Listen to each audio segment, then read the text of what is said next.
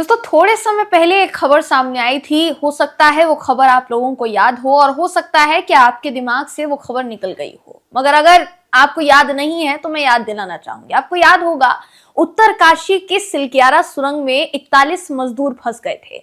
उन मजदूरों को तकरीबन आप समझ लीजिए कि आधा महीना, एक महीने से ज्यादा हो गया था और उन्हें निकालना मुश्किल हो गया था। उस वक्त रैट होल माइनर्स, जी हाँ, रैट होल माइनर्स एक प्रक्रिया है जिसके तहत रैट होल माइनिंग की तरह अंदर सुरंग में अगर कोई फंस गया है तो उनको उसी तरीके से निकाला जाता है। अंदर जितना मलबा है पहले उसको निकाल दिया जाता है, उसके बाद अंदर पहुंचकर जो भी फंसा हो उसको बाहर निकाला जाता है। तो यही किया गया था उत्तरकाशी की सिलक्यारा सुरंग में। जब हर किसी ने हिम्मत हार ली थी तब कुछ मजदूर उस उत्तरकाशी की सुरंग में घुसकर 41 मजदूरों की जान बचाकर लाए थे। दोस्तों उन्हीं में से एक मजदूर का घर ढहा दिया गया है, बुलडोजर से गिरा दिया गया है, ध्वस्त कर दिया गया है। जब ये खबर सामने आई थी दोस्तों कि उन मजदूरों ने जान बचाई है तमाम लोगों की, तमाम जितने भी अंदर फंसे हुए इंजीनियर्स हैं, मजदूर हैं, उन लोगों की जब जान बचाई उन लोगों ने, रैट होल माइनर्स ने, तो बहुत उनकी पीठ थपथपाई गई। उत्तराखंड के मुख्यमंत्री पुष्कर सिंह धामी ने भी पीठ थपथपाई। इसके अलावा हमारे देश के प्रधानमंत्री नरेंद्र मोदी जी ने बाकायदा प्रेस एक वीडियो कॉल के जरिए उनसे बातचीत की। बताया तो ये भी गया कि उनसे फोन पर बातचीत की गई, उनका हौसला बढ़ाया गया, बहुत सी बातें कही गई दोस्तों।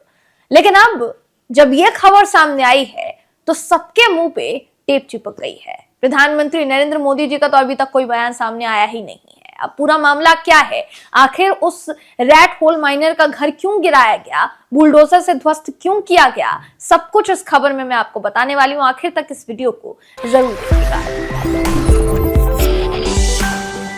नमस्कार, मेरा नाम है जयंती झा और आप देख रहे हैं दी कंटाप।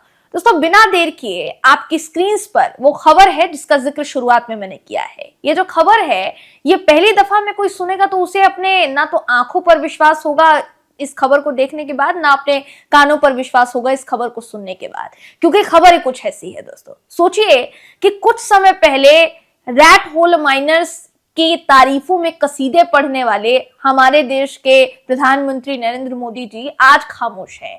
वो मुख्यमंत्री पुष्कर सिंह धामी जो अपनी पीठ थपथपाते नहीं थक रहे थे कि रैट होल माइनर्स को हमने ये सम्मान दे दिया, हमने वो सम्मान दे दिया, अब उनकी भी बोली नहीं फूट रही है, जबकि उन्हीं में से एक रैट होल माइनर का घर गिरा दिया गया है। आरोप लग रहा है किस पर? दिल्ली विकास प्राधिकरण यानी डीडीए पर। दोस्तों आरोप यह लगाया गया है कि वो जो जमीन थी जिस पर घर बना हुआ था, बाकायदा उसकी रजिस्ट्री थी। ये रैट होल माइनर का ही आरोप है कि रजिस्ट्री थी उसकी बाकायदा, और रजिस्ट्री के पेपर्स भी दिखाए गए, लेकिन डीडीए उनसे पैसे की मांग कर रहा था। एक बार वो पैसे दे भी चुके थे, लेकिन बावजूद इसके बार बार पैसों की मांग की जा रही थी। जब पैसे नहीं दिए गए तो फिर उनका घर गिरा दिया गया। ऐसा आरोप है उस व्यक्ति का जिसका घर गिराया गया है। अब जो खबर आपकी स्क्रीन पर है उसकी हेडिंग पढ़िए।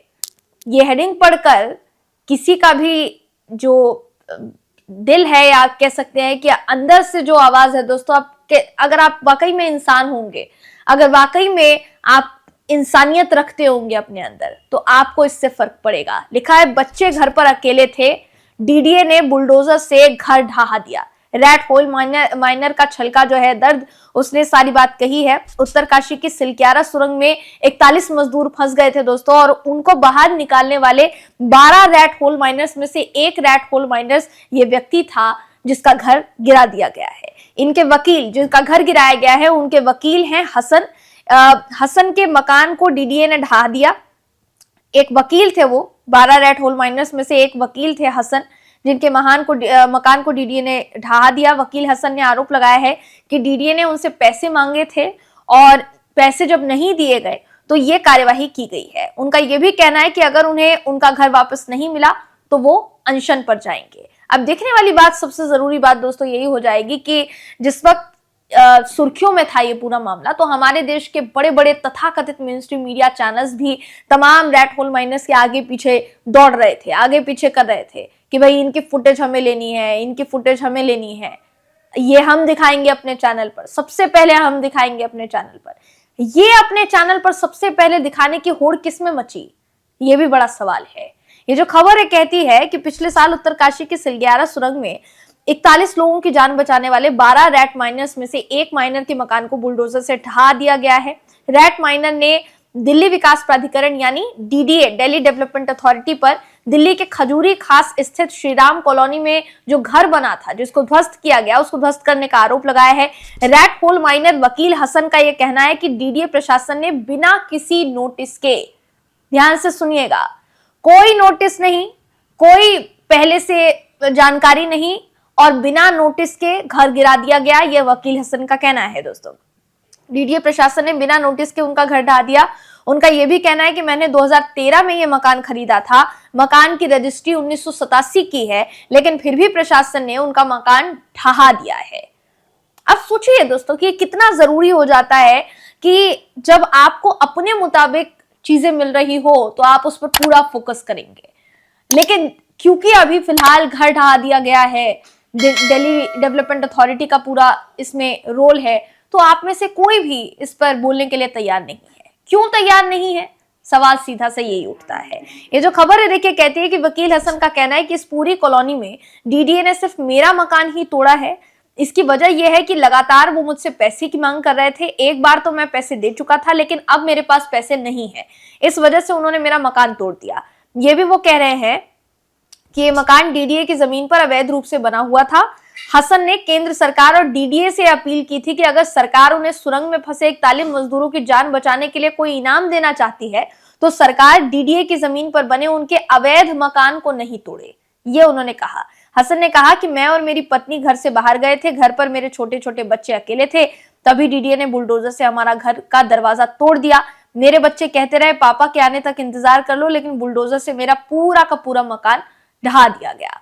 तो मामला ये है कि घर पर कोई नहीं था, बच्चे थे, बीवी थी, वो खुद नहीं थे वकील, और उनके घर को ढहा दिया गया। दोस्तों, उनको बाहर निकाला गया, उनके घर को ढहा दिया गया। वो कहते हैं कि मेरी एक ही मांग है, मेरा घर मुझे दे दिया जाए, अगर मुझे मेरा घर नहीं दिया गया तो मैं अनशन पर बैठूंगा। ये पूछने पर कि क्या वो जानते थे कि उनका घर डीडीए की जमीन पर अवैध रूप से बना हुआ है, तो वो कहते हैं कि हमारी पूरी कॉलोनी ही एक तरीके से अवैध तौर पर बसाई गई है, लेकिन सवाल ये कि मेरा ही घर क्यों तोड़ा गया। उन्होंने ये भी कहा कि मुझे जानबूझकर टारगेट किया जा रहा है, मैं एक बार डीडीए को पैसे दे चुका हूं, दोबारा नहीं देने पर यह कार्यवाही मुझ पर की गई है। अब वो ये भी कहते हैं कि मेरा घर ही एकमात्र ऐसी चीज है जो मैंने पुरस्कार के रूप में मांगा था, लेकिन डीडीए ने बिना किसी नोटिस के मेरा घर ध्वस्त कर दिया।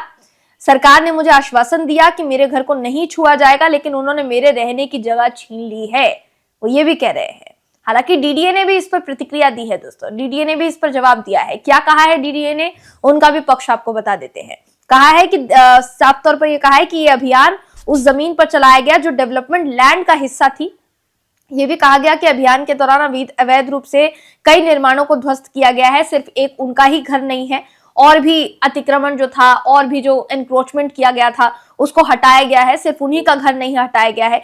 मगर देखिए सवाल ये उठता है दोस्तों कि अगर मान लीजिए वो जमीन अवैध थी, मान लीजिए वो जमीन जो है वो एनक्रोचमेंट थी, एनक्रोचमेंट का हिस्सा थी, तो अभी तक घर भी बहुत सारे बनाए गए होंगे। पहला सवाल जो वकील के द्वारा ही पूछा जा रहा है कि उन्हीं का घर क्यों तोड़ा गया। दूसरा सवाल ये कि जो वहां पर घर बने हुए हैं वहां पर बिजली का बिल भी आ रहा होगा, पानी का बिल भी आ रहा होगा, तो सरकारी जमीन है, अगर आप कह रहे हैं डीडीए का फ्लैट है तो आप पहले ही उनको हटा देते, या वहां पर आपने बस्ती बसने ही नहीं दी होती। वहां पर बिल आ रहा है, जो पानी का बिल आ रहा है, जो बिजली का बिल आ रहा है, वो भी वो लोग भर रहे हैं। और उसके बाद जैसा आरोप लगाया जा रहा है रैट होल माइनर्स की तरफ से कि मैं पहले डीडीए को पैसे दे चुका हूं, तो डीडीए को यह भी कंफर्म करना चाहिए कि जो पैसा दिया गया था वो आपने किस हैसियत से लिया पैसा, और अगर पैसा ले लिया आपने तो अब क्या आप दोबारा पैसे के लिए दबाव बना रहे थे, या तो आपको पैसा नहीं लेना चाहिए था और आप जाते और कहते कि भाई अवैध जमीन है और घर तोड़ दिया हमने। लेकिन जो आरोप लगा है पैसे लेने का वो बहुत गंभीर है, अगर ध्यान से गौर से देखा जाए। दोस्तों, सवाल ये है सीधा सा कि अगर केंद्र सरकार से भी मांग की गई थी, केंद्र की मोदी सरकार से भी, तो जब वकील जो हसन थे, उन्होंने जब 41 मजदूरों की जान बचाई थी, तब प्रधानमंत्री मोदी जी ने तमाम 12 रैट होल माइनर से बातचीत की थी। इनसे बात क्यों नहीं की गई कि अगर वो जमीन अवैध है तो उनको वहां से हटाया जाए, उनको दूसरी जगह दी जाए, दूसरी जगह अलॉट की जाए? क्योंकि बाकायदा देखिए रजिस्ट्री है, रजिस्ट्री के पेपर्स वो बता रहे हैं कि रजिस्ट्री है उनके पास 1987 की, तो प्रूफ है सारे, बावजूद इसके कार्यवाही करना ये कहां तक सही है? क्या डीडीए को इस पर संज्ञान नहीं लेना चाहिए और क्या केंद्र सरकार को डीडीए से पूछताछ नहीं करनी चाहिए? ऐसे तमाम सवाल हैं दोस्तों जो इस वक्त जहन में उठ रहे हैं इस खबर के सामने आने के बाद। आपके मन में क्या सवाल उठ रहे हैं, आप क्या सोचते हैं इस पूरी खबर को लेकर? अपनी राय कमेंट करके जरूर बताइएगा। अगर आपको ये वीडियो पसंद आया हो तो वीडियो को लाइक कीजिए, शेयर कीजिए, चैनल को सब्सक्राइब करना बिल्कुल भी ना भूलें। फिर मुलाकात होगी आपसे अगली वीडियो में, तब तक के लिए नमस्कार।